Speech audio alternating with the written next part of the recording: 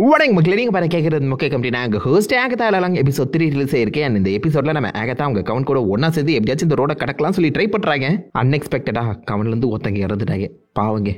And Mephisto is back boys. Or an agent of Mephisto. Water விஷயத்தில் பண்ண அந்த theories எல்லாத்தையுமே திரும்ப கொண்டு வாங்கடா. மெஃபிஸ்டோங்கிற வார்த்தையே சொல்லியிருக்காங்க. இதான் ஃபர்ஸ்ட் டைம் நினைக்கிறேன் எம்சியூக்குள்ள மெஃபிஸ்டோ சொன்னது, அப்படி தானே? வேற எங்கேயாச்சும் மெஃபிஸ்டோ மென்ஷன் பண்ணியிருந்தாங்கன்னா கீழே காம் பண்ணுங்க. கூடி சீக்கிரம் எனக்கு தெரிஞ்சு மெஃபிஸ்டோ எம்சியூக்குள்ள வர போறாரு. எப்படி இருக்க போறாருன்னு பொறுத்தது பார்ப்போம். இப்போதைக்கு இந்த எபிசோட ஃபுல் அப்டேட் பண்ணிடுவோம். ஓப்பனிங் எல்லாருமே ஒன்னா இருக்கடா, இந்த எப்படியாச்சும் இந்த இடத்த கடந்து போயிடலாம் அப்படின்னு சொல்லி நம்ம ஆகத்தா பார்த்தீங்கன்னா அந்த கவனை ஒன்னா சேர்த்து கூட்டு போகும்போது அந்த இடத்துல நான் எதிர்பார்த்த மாதிரியே தான் இந்த இடம் இருக்கு அப்படிங்கிற மாதிரி விக்கன் சொல்லுவாப்புல. விக்கன் பில்லி அவன் பேர் ஏதாச்சும் சொல்லி ரிவீல் பண்ணுறா. எப்பா ஆகத்தா வந்து பார்த்தீங்கன்னா டீன் அப்படின்னு தான் சொல்லி இது வரைக்கும் கூப்பிட்டு இருக்கான். இந்த இடம் உனக்கு சூட் ஆகுது அப்படிங்கிற மாதிரி சொல்லுவான். ஸோ கிட்டத்தட்ட எனக்கு தெரிஞ்ச ஆகத்தா வந்து பார்த்தீங்கன்னா பில்லியை தன்னுடைய பையமா தான் பார்க்குறான்னு நினைக்கிறேன். பிகாஸ் நடுவில் ஒரு கட்டத்தில் நான் வைன் குடிக்குவா அப்படின்னு சொல்லி வரும்போது நீ இதெல்லாம் குடிக்க கூடாதுன்னு சொல்லி ஓரம் கட்டத்தையுமே தாண்டி நம்ம விக்கன் மேலே சில இடங்களை பாசம் காட்டுற மாதிரி தெரியுது. ஒருவேளை இது நம்ம ஆகத்தாவோட செத்து போன பையன் நிக்கலஸா இருக்குமோ அப்படிங்கிற டவுட்டும் வரதான் செய்யுது. பட் எனிவேஸ் இப்போதைக்கு அவங்க எல்லாருமே போயிட்டு இருக்கும்போது பின்னாடி நம்ம ஷாரன், அதாவது மிஸ்ஸஸ் ஹார்ட், என்ன எல்லாரும் கிட்னாப் பண்ணிட்டு வந்துட்டீங்க, உங்களை நான் பிடிச்சி கொடுக்காம விட மாட்டேன் அப்படின்னு சொல்லி ஃபோன் பண்ண ட்ரை பண்ண. ஆப்வியஸா செல்ல நெட்வொர்க் வேலை செய்யல. வெஸ்ட்வியூக்கு கீழே இவ்வளோ பெரிய ஒரு இடம் இருக்கிறதே இப்போ தான் தெரியுது. இங்கே என்னதாப்பா நடக்க போகுது அப்படின்னு சொல்லி கேட்க லிரியா நம்மளுடைய கெட்ட எண்ணங்கள், கெட்ட நைட்மேர்ஸ், கெட்ட கனவுகள் எல்லாமே உண்மையாக நடக்கக்கூடிய இடம் தான் அந்த ரோடு. நமக்கு தேவையான விஷயங்கள் கிடைக்கணும்னா நம்ம இந்த ரோடு சொல்கிற அந்த விஷயங்களை செஞ்சு முடிக்கணும். ட்ரையல்ஸ் இருக்குது, இந்த ட்ரையல்ஸை முடிச்சா மட்டும் தான் நம்ம ஆசைப்பட்ட விஷயம் கிடைக்குங்கிற மாதிரி சொல்கிறாங்க. ஸோ உண்மையாக காமிக்கில் வந்து பார்க்கும்போது இந்த விச்சஸ் ரோட்டில் மொத்தம் 7 ட்ரையல் இருக்கும். எத்தனை விச்சஸ் போனாலும் 7 ட்ரையலை அட்டன் பண்ணி தான் ஆகணும். அவங்களுடைய இந்த திறமையையும் அவங்களுக்கு சம்மந்தப்பட்ட அந்த டெக்னிக்ஸ் எல்லாத்தையுமே டெஸ்ட் பண்ணக்கூடிய ஒரு இடமா நீங்கள் கன்சிடர் பண்ணிக்கலாம். ப்ளஸ் ஒவ்வொருத்தரோட பயத்தையுமே வெளியில் கொண்டு வர ஒரு இடம் இது. பட் இந்த சீரீஸில் அதை கொஞ்சம் மாற்றி அமைச்சிருக்காங்க. ட்ரையல்ஸ் இருக்கும், பட் எல்லா ட்ரையலுமே இருக்க விச்சஸை பொறுத்து தான் இருக்குங்கிற மாதிரி மென்ஷன் பண்ணியிருக்காங்க. ஃபார் எக்ஸாம்பிள் இங்கே இருக்க ஜெனிஃபர் வந்து பார்த்தீங்கன்னா போஷன் ஸ்விட்ச். ஸோ போஷன் ரெடி பண்ணுற மாதிரி இந்த எபிசோடில் அந்த ட்ரையல்ஸ் அமைச்சிருப்பாங்க. பாசிபிளி அடுத்த ட்ரையல்ல நம்ம லிலியா வந்து பார்த்தீங்கன்னா எதிர்காலத்தை கணிக்கக்கூடிய அந்த டிவினேஷன் விச்னு சொல்லுவாங்களே, ஸோ அதை டெஸ்ட் பண்ற மாதிரி அடுத்த எபிசோட் அமைக்கப்படலாம். கிரீன் விச் இல்ல, பாசிபிளி எனக்கு தெரிஞ்சு ரியா விட எப்படியாச்சும் உள்ள வந்தாகணும். வராங்களா இல்லையான்னு பொறுத்தது பார்ப்போம். இதுல ஜெனிஃபருக்கு பார்த்தீங்கன்னா பவர்ஸ் கிடையாது, அவ பவுண்ட் பண்ணப்பட்டிருக்கா. அதே மாதிரி மிஸ்ஸஸ் ஹார்ட்டுக்குமே பவர்ஸ் இல்லை. பவர்ஸ் இல்லாதவங்க எப்படா சர்வை பண்ணுவாங்க அப்படின்னு சொல்லி கேட்கும்போது அனலாக் மேஜிக்ங்கிற ஒரு விஷயத்தை பில்லி சொல்றாப்ல. ஸோ விச் கிராஃப்ட், விச்ங்கிறது மேஜிக், கிராஃப்ட்ங்கிறது மோர் லைக் இன்ஜினியரிங் மாதிரி தான். அதாவது அந்த மேஜிக்கை உங்களுக்கு மேஜிக் தன்மைகள் இல்லைனாலும் கிராஃப்ட் பண்ண முடியும். எப்படி ஜெனிஃபர் பவர்ஸே இல்லாமல் போர்ஷன்ஸ் உருவாக்குனாங்களோ அந்த மாதிரி. ஸோ விச் கிராஃப்ட்டுக்குள்ள பவர்ஸ் அண்ட் நான் பவர்ஸ் சொல்லி ரெண்டுமே அமைஞ்சிருக்கு.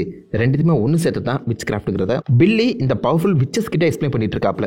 உனக்கு அப்புறம் அதெல்லாம் தெரியும், யாரா நீ அப்படின்னு சொல்லி கேட்க அந்த இடத்துலயுமே நம்ம பில்லி பேரை சொல்றாரு. பட் ஆகத்தாவுக்கு மட்டும் இல்ல, மற்றவங்க யாருக்குமே அந்த பேர் கேட்க மாட்டேங்குது. ஸோ பில்லி என்ன சொன்னாலும் அவரை பத்தின அந்த டீட்டெயில் மற்றவங்களுக்கு கேட்கக்கூடாது, அதுவும் முக்கியமாக விச்சஸ்க்கு கேட்கக்கூடாதுங்கிற மாதிரி ஒரு சிஜில் பார்த்தீங்கன்னா போடப்பட்டிருக்கு. அந்த சிஜில ஒன்லி இந்த விச்சஸால மட்டும் தான் போட முடியுங்கிற மாதிரி மென்ஷன் பண்ணியிருக்காங்க. ஸோ கண்டிப்பா எனக்கு தெரிஞ்சு அது வாண்டா போட்ட ஸ்பெல்லாக தாங்க இருக்கணும். இல்லைனா ரியா விட்டாலும் ஸ்பெல் போடலாம், சொல்ல முடியாது. பட் இவன் யாருன்னு சொல்லி ஃபைனலாக எப்படி ரிவீல் பண்ண போறாங்கன்னு தெரியலங்க. நீங்க சொல்லுங்க, இவன் நிக்கலஸா இல்ல பில்லியா? இங்க எப்படி சர்வைவ் ஆகணும்னு சொல்லி எல்லாருமே நம்ம ஆகத்தா கிட்ட கேள்வி கேட்க ஆகத்தாவுக்கு எதுவுமே தெரியாத மாதிரி முடிச்சுட்டு நிற்கிறாங்க. ஐ மீன் டெக்னிக்கலா இதுக்கு முன்னாடி ஆகத்தா மட்டும் தனியாலா இதுக்குள்ள வந்து சர்வைவ் ஆகி அவளுக்கு தேவையான அந்த பவரை கலெக்ட் பண்ணாம தான் சொல்லப்பட்டிருக்கு.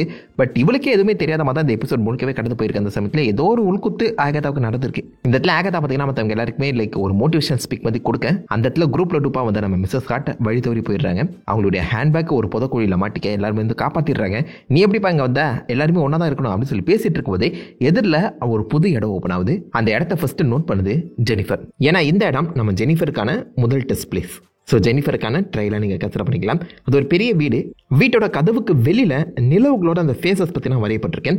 அதில் எல்லா நிலவுகளுமே முழுமதியாக தான் இருக்குது. அதாவது ஃபுல் மூன் ஃபேஸஸாக தான் இருக்குங்கிற மாதிரி மென்ஷன் பண்ணியிருக்காங்க. ஃபுல் மூன்னாலே அது தண்ணியை தான் குறிக்கும். அதுக்கேற்ற மாதிரி இந்த மொத்த வீடுமே கடைசி சீக்வன்ஸில் வந்து பார்த்தீங்கன்னா மொத்தமாக தண்ணிக்குள்ள முழுக்கமாக தான் காமிச்சிருப்பாங்க. அதுக்கு ஃபோர் ஷேடோங்க இந்த வீட்டோட பக்கத்தில் இருக்க அந்த பெயிண்டிங் நோட் பண்ணி பாருங்க. ப்ளூ பெயிண்டிங் தண்ணி கடியில் இருக்க மாதிரி. பத்தாவது வரைக்கும் அந்த சோஃபாவில் இருக்க அந்த பில்லோல வந்து பார்த்தீங்கன்னா ஒரு நண்டு வரைஞ்சிருக்காங்க. புரியுதா? நண்டு அண்டர் வாட்டரில் தானே இருக்கும். இந்த ஷாட்ல நீங்க பாருங்க, பின்னாடி ஒரு ஸ்டார் ஃபிஷ் இருக்கு. அதே மாதிரி வீட்டுக்குள்ள சில இடங்கள்ல ஆக்சுவலா அந்த அண்டர் வாட்டர் பெயிண்டிங்குமே கொடுக்கப்பட்டிருக்கு. சோ தண்ணிக்குள்ள அந்த வீடு முழுக்க போகுதுங்கிறத நிறைய இடங்கள பக்கவா ஃபோர்ஷேடோ பண்ணியிருக்காங்க. எல்லாருமே வீட்டுக்குள்ள போன அப்புறம் அந்த வீட்டோட மொத்த லுக்குமே மாறுது. ஏதோ ஒரு வித்தியாசமான சீரிஸ் பார்க்குற எஃபெக்ட் வந்து பார்த்தீங்கன்னா இந்த ஒரு சீக்வன்ஸ் கிரியேட் பண்ணுது. இதுக்கு முன்னாடி வாண்டா விஷன் ஒவ்வொரு எபிசோடுமே ஒவ்வொரு வித்தியாசமான எரா ஆஃப் அந்த டிவி சீக்வன்ஸ் தானே கொடுத்துருந்தாங்க. அதுக்கேற்ற மாதிரி இந்த ஆகத்தால கூட first episode Mare of Easttown அந்த சீரிஸை பேஸ் பண்ணி கொடுத்துருப்பாங்க. இது என்ன சீரிஸ்ன்னு தெரிலங்க. நம்ம பில்லி இதனமோ பழங்காலத்து மிட்வைஸ் சீக்வன்ஸ் மாதிரி ஃபீல் ஆகுதுன்னு சொல்லி மென்ஷன் பண்ணியிருப்பாரு. நாம எங்க ஃபாரின் சீரிஸ்லாம் பார்க்குறோம். யாருக்காச்சும் இது என்ன டோனை கொடுக்குதுன்னு சொல்லி தெரிஞ்சிருந்தா மறக்காம கிழக்காம பாருங்க. எல்லாருமே தங்களுடைய அந்த பெண்டன்ஸை தான் செக் பண்றாங்க. மேகதா கூட அவளுடைய ப்ராச்சில் தான் கை வைப்பான். பட் இந்த ஜெனிஃபர் அவளுடைய பெண்டனை நோட் பண்ணாத மாதிரி தான் காமிச்சிருப்பாங்க. இதுக்கு முன்னாடி அவள் போட்டிருந்தா அந்த நெக்லஸும் இந்த நெக்லஸும் வித்தியாசமா இருக்குல்ல. இந்த நெக்லஸ் ஆக்சுவலாக அவள் இடுப்பில் கட்டியிருந்தா அதை இப்போதைக்கு நெக்லஸாக மாற்றி கொடுத்துருக்காங்க. சரி, ஏன் அப்படி பண்ணாங்கன்னு தெரியல. எல்லாருமே அந்த வீட்டை சுற்றி பார்க்க ஆரம்பிக்கிறாங்க. அந்த சமயத்தில் தான் கரெக்டாக நம்ம பில்லி திரும்பவும் ஒரு பொண்ணு ஸ்விம்மிங் பண்ணிட்டு இருக்க அந்த போர்ட்ரேட்டுக்கு கீழே இருந்து இன்விடேஷன் எடுக்கிறாங்க. இந்த ரோடுக்கு உங்களை வரவேற்கிறேன், பின்னாடி ஒரு பசில் இருக்கு, அதை சால்வ் பண்ணுற வெண்ணைகளா அப்படின்னு சொல்லி எழுத அதை படித்து பார்க்குற யாருக்குமே அதுக்கான பதில் தெரியல. இது தெரியாத தத்தி முண்டகளாக இருக்காங்களேன்னு சொல்லி அந்த பசிலே அவங்கள சால்வ் பண்ணிக்குது. பின்னாடி அந்த பசிலுக்கான ஆன்சர் ஒயினுங்கிறது வைக்கப்பட்டிருக்கு. உள்ள வந்தோடனே ஆகத்தா எப்படியாச்சும் வெளில போகணும்னு சொல்லி ஒவ்வொரு கதவோட அந்த லாக்கை தான் வந்து தேடிட்டு இருப்பா. பட் ஆகத்தா ஏன் இவ்வளோ பயப்படுறாங்க தெரியல. ஆல்ரெடி வந்த இடத்துக்கு ஏன் பயப்படுறா? ஆப்வியஸா இந்த இடத்துல வேற வேற ட்ரையல்ஸ் இருந்தாலும் இப்படிதான் நடக்குங்கிறத ஆகத்தாக்கு தெரிஞ்சிருக்கணும்ல. பட் எனிவேஸ் எல்லாருமே இப்போதைக்கு ஒயினை ஊற்றி குடிக்கிறாங்க. இதுதான் முதல் டெஸ்ட்டாக இருக்கும் போது ஒயினுக்கான அந்த காக் ஸ்க்ரூவை எடுக்க போகிறேன்னு சொல்லி பில்லி போக அவளை ஃபாலோ பண்ணிக்கிட்டே இந்த பக்கம் ஜென் வந்து நீ யாருன்னு தெரியல, பட் ஆகத்தாவை நீ தப்பாக கணக்கு போட்டிருக்க. ஆகத்தா அந்த டார்க் ஹோல்டு புக்குக்காக அவன் குழந்தைய பலி கொடுத்தவன் அப்படின்னு சொல்ல அதை நம்ம பில்லி நம்பவே இல்லை. பட் அதுதான் உண்மை. அவன் பலி கொடுத்தாலோ இல்லை யாருக்காச்சும் தானமாக கொடுத்தாலோ தெரியல. பட் அந்த குழந்தை இப்போதைக்கு டீமனாக இருக்கலாம், செத்து போயிருக்கலாம், யாருக்கு தெரியும். ஏஜென்ட் ஆஃப் மெஃபிஸ்டோவா கூட இருக்கலாங்கிற மாதிரி சொல்லுவாங்க. ஸோ ஃபர்ஸ்ட் டைம் எம்சியூக்குள்ள மெஃபிஸ்டோங்கிற வார்த்தையை யூஸ் பண்ணியிருக்காங்க.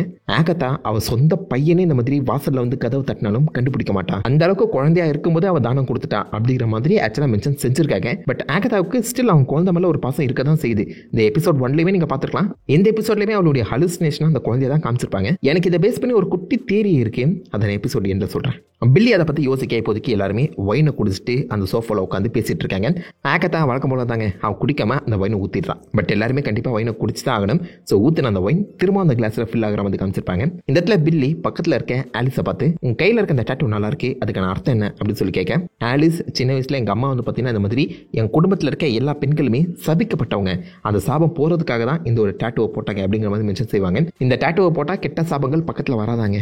பட் எனிவேஸ் இப்போதைக்கு ஹார்ட் தான் ஃபர்ஸ்ட் அந்த ஒயினை குடிச்ச அந்த காரணத்தினால அவளுக்கு தான் ஃபர்ஸ்ட் சிம்டம்ஸ் தெரிய வருது. இந்த சரக்கில் விஷத்தை கலந்துருக்காங்க. ஸோ அதுக்கேற்ற மாதிரி ஃபர்ஸ்ட் அவங்களுடைய முழு தோற்றமே மாறுது. அலர்ஜிக் ரியாக்ஷன் மாதிரி எல்லாருக்குமே தோற்றம் மாற நம்ம ஆகத்தா பார்த்தீங்கன்னா முடி வச்சு அவன் முகத்தை மறைச்சிக்கிட்டு ஆஹா என்னடா நடக்குதுங்க அப்படின்னு சொல்லி சமாளிச்சுட்டு இருப்பான். பட் டக்குன்னு அவங்களுடைய அந்த தோற்றம் பார்த்தீங்கன்னா மறைஞ்சிடும். அப்பதான் அந்த போஷன்ஸ் மாஸ்டராக இருந்த ஜெனிஃபருக்கு ஒரு விஷயமே புரியுது.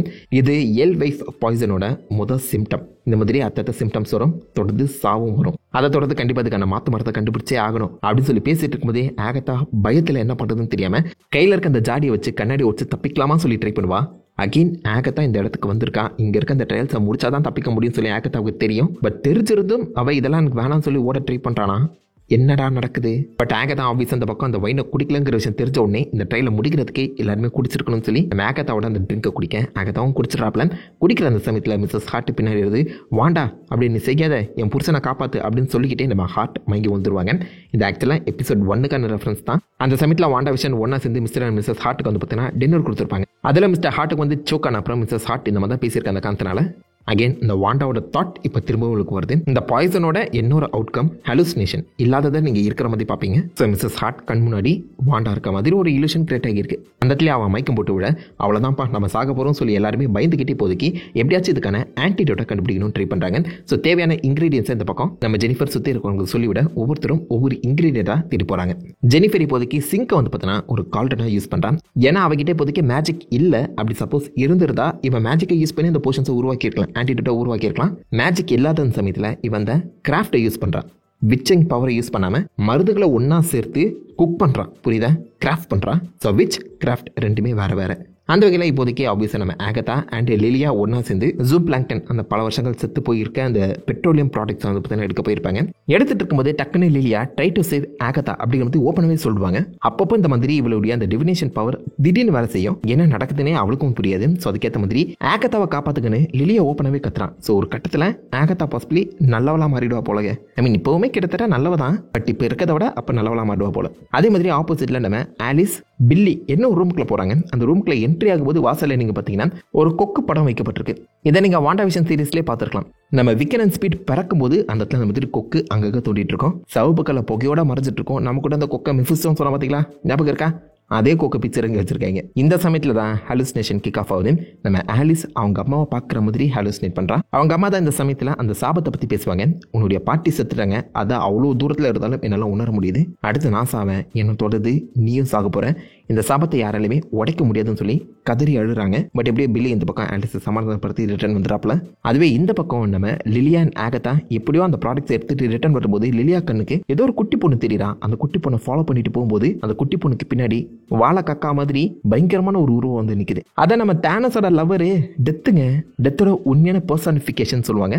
ஃபைனலி ஒரு சீரீஸ்ல எம்சியூக்குள்ள இப்போதைக்கு டெத்தை டீஸ் பண்ணியிருக்காங்க. Death is a lady and இந்த லேடி மேலே காதல் கொண்டு தான் இந்த பக்கம் நம்ம டெட்பூலுக்கும் தானோஸ்க்கும் அப்பப்போ அந்த காமிக்ல சண்டை வந்துட்டு இருக்கோம். டெக்னிக்கலாக காமிக்ல இன்ஃபினிட்டி காண்ட்லெட் போட்டு இந்த டெத்தை இம்ப்ரெஸ் பண்ணுறதுக்காக தான் தானோஸ் ஸ்னாப்பே பண்ணியிருப்பாரு. அந்த அளவுக்கு தானோஸ்க்கு டெத்து மேலே கொள்ள காதல் இருக்கும். ஸோ இந்த இடத்துல நம்ம தானஸோட கேர்ள் ஃப்ரெண்டை தான் காமிச்சிருக்காங்க. புரியுதா? இதை பார்த்தா லிலியா எல்லாரும் செத்துட்டாங்கன்னு சொல்லி அலறி அடிச்சுட்டு ஓடி வருவா. இந்த இடத்துல அந்த பொண்ணு குட்டி பொண்ணு யாருன்னு தெரியல. பட் காமிக்ல லிலியா கேரக்டருக்கு பார்த்தீங்கன்னா ஆஸ்டட் அப்படின்னு சொல்லி ஒரு பெண் குழந்தை இருக்கான். மேபி அந்த குழந்தையாவே இருக்கலாம், சான்சஸ் இருக்கு. ஏன்னா ரொம்ப ரிலேட்டடான சில பேர் கூட தான் ஹாலுசினேஷன் ஏற்படுது. அதுவே அந்த பக்கம் நம்ம ஜென்னுக்கு ஒரு பழங்கால டாக்டரோட அந்த ஒரு ஹாலுசினேஷன் ஏற்படுற மாதிரி காமிச்சிருப்பாங்க. இந்த டாக்டர் யாருன்னு தெரியல. காமிக்ல நம்ம ஜெனிஃபர் கேலுக்கும் எந்த ஒரு டாக்டருக்கும் சம்மந்தமே கிடையாது. இந்த சீரீஸ்க்காக புதுசாக உருவாக்கியிருக்காங்க நம்புறேன்.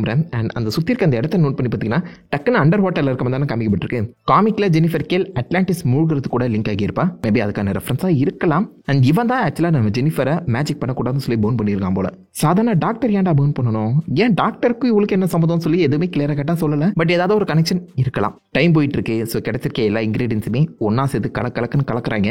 முடியெல்லாம் போட்டு இதுதான் ஃபைனல் ஸ்டெப்னு சொல்லி கலக்குனாலும் அவங்க நினைச்ச அவுட்கம் வரல. நம்ம ஜெனிஃபர் பயத்துல உரைச்சு போய் நிக்க அந்த இடத்துல ஆகத்தா உள்ள போந்து பெப்டாப் கொடுப்பான். ஸோ உன்னால இது முடியும், நீ இதுக்காகவே பிறந்தவன் சொல்லி ஆகத்தா அந்த பக்கம் நம்ம ஜெனிஃபருக்கு ஹெல்ப் பண்றா. ஆகத்தாவுக்கு உள்ள இருக்கக்கூடிய அந்த செல்ஃபிஷ் தன்மை போய் இப்போதைக்கு மற்றவங்களுக்காக யோசிக்கிற மாதிரி அந்த சீக்வன்ஸை எழுதியிருக்காங்க. ஆப்வியஸா ஆகத்தா செல்ஃபிஷா தான் இந்த பக்கம் தான் உயிரையும் காப்பாற்ற யோசிச்சுட்டு இருந்தாலும் இந்த இடத்துல நம்ம ஜெனிஃபர் கூட அவ கனெக்ட் ஆகிற மாதிரி சீக்வன்ஸை அமைச்சிருக்காங்க. ஸோ ஆகத்தாக்குள்ள இருக்கக்கூடிய அந்த கொடூரத்தை அழிச்சு அவனை மனுஷியா மாத்திரம் தான் ஃபர்ஸ்ட் இந்த ஆகத்தாலாங்கிறது கதையா இருக்குமோ. அந்த சமயத்தில் தான் நம்ம ஜெனிஃபருக்கு டக்குன்னு ஒரு சின்ன பையனோட ரத்தம் வேணும் அப்படின்னு சொல்ல, இந்த பில்லி சும்மா எதுக்கு இருக்கா, அவன் கையை வெட்டி ரத்தத்தை எடுக்கிறா அப்படின்னு சொல்லி ஆப்வியஸாக அந்த போர்ஷனை ரெடி பண்ணி எல்லாரும் குடிச்சிடுறாங்க. நம்ம ஹார்ட்டுக்கும் கொடுத்துட்றாங்க. ஸோ அந்த இடத்துல இந்த ஓப்பன் ஆக அது மூலியமாக எல்லாருமே தப்பிச்சு வெளியில் வந்துடுறாங்க. பட் எல்லாரும் தப்பிச்சிருந்தாலும் பாய்சன் பிரேக் ஆகி இருந்தாலும் ஹார்ட் மட்டும் இறக்குற மாதிரி காமிக்கப்பட்டிருக்கு. எல்லாரும் தாண்டா போர்ஷனை கொடுத்தாங்க, ஹார்ட் மட்டும் எப்படி சாவாங்க அப்படின்னு நீங்கள் கேட்டிங்கன்னா டைமர் எல்லாத்துக்குமே முன்னாடி ஹார்ட் இந்த போர்ஷனை குடிச்சிருந்தாலும் மற்றவங்க செஞ்ச ஒரு விஷயத்தை ஹார்ட் பண்ணலை. முடி அந்த கால்டனுக்குள்ளே போடலை. ஹார்ட்டோட முடியை மட்டும் ஆட் பண்ணவே இல்லாத சமயத்தில் அந்த போர்ஷன் ஹார்ட்டுக்கு மட்டும் வேலை செய்யலன்னு நினைக்கிறேன். ஸோ என்னதான் டைமுக்கு ஆன்டிடோட்டுங்கிற ஒரு விஷயத்தை உருவாக்கி எல்லாருமே குடிச்சிருந்தாலும் ஹார்ட்டுக்கு மட்டும் அது ஸ்பெசிஃபிக்கா அமையலை. இந்த இடத்துல ஷேரன் செத்து போயிட்டான் அப்படின்னு சொல்ல பக்கத்தில் இருக்க ஆகத்தான் யார்ப்பா ஷேரன் அப்படின்னு சொல்றாங்க. அதோட இந்த எபிசோட் முடியுது. என்ன கேட்டீங்கன்னா ஹார்ட்டோட உருவத்தில் இந்த இடத்துல இருக்கிறது மேபி ரியா விடலாம் இருக்க சான்சஸ் அதிகம். Green which. ஸோ அவள் தான் நம்ம ஆகத்தாவை ஏமாத்துறதுக்காக ஹார்ட்டோட உருவத்தை எடுத்து வந்திருக்கா போல. அது மேபி நம்ம ஆகத்தாவுக்கு முன்னாடியே தெரிஞ்சிருக்க சான்சஸ் அதிகம். அதனால தான்ப்பா யார் ஹார்ட்டு யார் ஷேரன் சொல்றீங்க, இங்க செத்து கிடக்கிறது ரியோ அப்படிங்கிற மாதிரி சொல்லலாம். பட் உண்மையாவே அந்த ஹார்ட்டா இருந்தா பாவம் அவங்க அவ பாட்டுக்கு செவனேன்னு அவ பேக் யார்டை கிளீன் பண்ணிட்டு இருந்தா. அடிச்சு கூட்டிட்டு வந்து அந்த அப்பாவியை கொண்டுட்டீங்களாடா கொய்யால. இதோட அந்த எபிசோட் முடிஞ்சிருந்தாலும் ஒரு தியரி இருக்குன்னு சொன்ன பார்த்தீங்களா. நம்ம ஆகத்தா என்ன கேட்டிங்கன்னா இதுக்கு முன்னாடி நம்ம ரியோ கூட தான் ஒன்னா சேர்ந்து இந்த ரோட கடக்க வந்திருக்கணும். அந்த சமயத்தில் பாசிபிளி ஆகத்தா அண்ட் ரியோ எங்கேஜ்டா இருந்திருக்கலாம். இல்லை ரெண்டு பேருமே பெஸ்ட் ஃப்ரெண்ட்ஸாக இருந்திருக்கும் சான்சஸ் அதிகம். ஆகத்தாவுக்கு குழந்தை பிறந்திருக்கும் நம்புறேன். நிக்லஸ் பிறந்திருப்பா. ரியோ இந்த ஒரு ஆப்ஷனை எடுத்து அந்த குழந்தைய பலி கொடுத்து டார்க் ஹோல்டை எடுக்கலாம்னு சொல்லி யோசிச்சு ஆகத்தாவை ட்ரிக் பண்ணியிருப்பா போல. ஆகத்தா இந்த விஷயம் தெரியாம தன்னுடைய குழந்தைய ரியாவிடலோட அந்த சூட்சமத்துக்குள்ள இழந்திருக்கலாம். பட் டார்க் ஹோல்ட் புக் எப்படியோ கிடைச்சிருக்கு. இந்த பவர் ரியா கிட்ட கொடுக்க கூடாதுன்னு சொல்லி இந்த விச் ரோடுக்குள்ளேயே ரியோவை பாசிபிளி ஆகத்தா மாட்டி வச்சுட்டு அந்த புக்கோட எஸ்கேப் ஆயிருக்கணும்.